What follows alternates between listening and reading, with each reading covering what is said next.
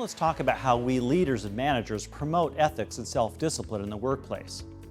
What does the employer and the employee need to know in order to become successful? Well, the old saying goes, you can lead a horse to water, but you can't make him drink. People have used this adage throughout the ages to basically say, I've done all I can do, so now the responsibility is on you.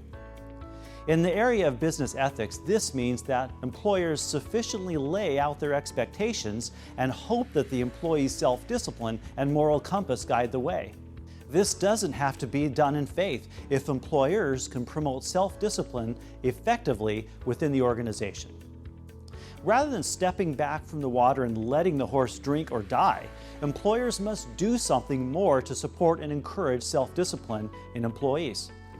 In the context of ethics, employers just lead the horse to water by requiring employees to read the ethics manual, attend a training session, and sign a document swearing to uphold the rules.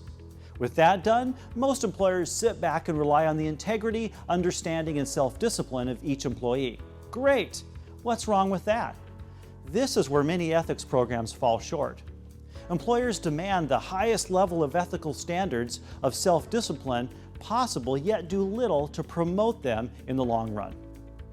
Consider the following 4 questions in assessing how your company promotes self-discipline. First, are the ethical expectations in my organization clear? People need to know what is expected of them. It's human nature. Some employers cloud expectations in vague concepts to accommodate gray areas, while others promote distrust by controlling every aspect of the employee's existence. Clarity is the key. If the subject is black and white, the employer must leave no room for interpretation.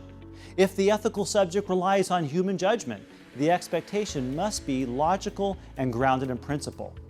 Most people want to know what's expected so they can get on with their job.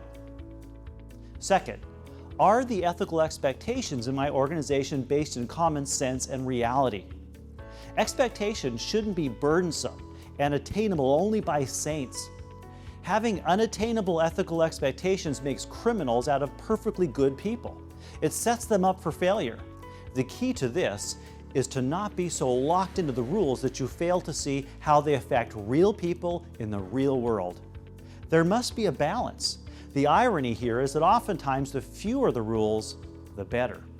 People will be more compliant in an atmosphere of freedom governed by principle rather than oppressive restrictions.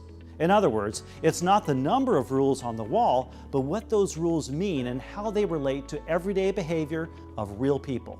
For example, rather than having numerous rules on caring for company property, a statement on respect written with clarity, conviction, and principle may cover it all. Third, does the system of dealing with ethical problems show respect and due process to people involved? In a nutshell, how are people treated once they are caught or accused of unethical conduct? Our legal system operates under the assumption of innocence, in contrast to the workplace, which operates on the assumption of guilt. Although the administration of justice is a prerogative of the company, it must always be done with fairness and respect to everyone involved. Using disciplinary action to punish or intimidate people is in itself unethical and hypocritical. Employers must listen to all the facts. Discipline is something that no one likes, but the process can work toward the good of the organization if justice is genuinely sought and lessons are learned. Fourth, is ethics a positive or negative issue in my organization?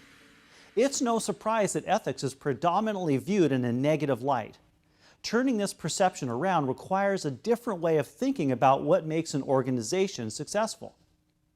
There's more to an ethics program than just preventing loss of assets. It's about making the company a better place to work and conduct business. A positive ethics program looks out for the best interests of both the employees and the company.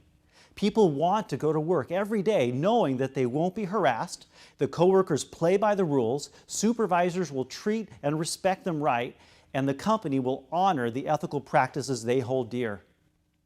A serious ethics program will attract and keep good employees, not scare them away. Try to see ethics as a vital component in building something great. It can be framed as something that makes life better for everyone and not worse. Like any other positive employee trait, such as increased productivity, better communication, or attention to details, attaining greater self-discipline should receive the same kind of help and support. Remember that the rider and the horse need each other. If the horse dies, the rider goes nowhere.